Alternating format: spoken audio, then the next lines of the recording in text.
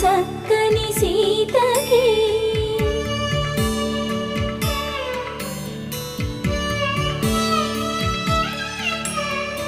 ఎర్ర జాబిలి చేయి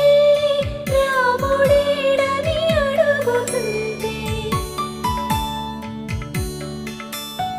చూడలేదని పెదవి చెప్పే చెప్పలేమని కనులు చెప్పే నల్ల పూసైన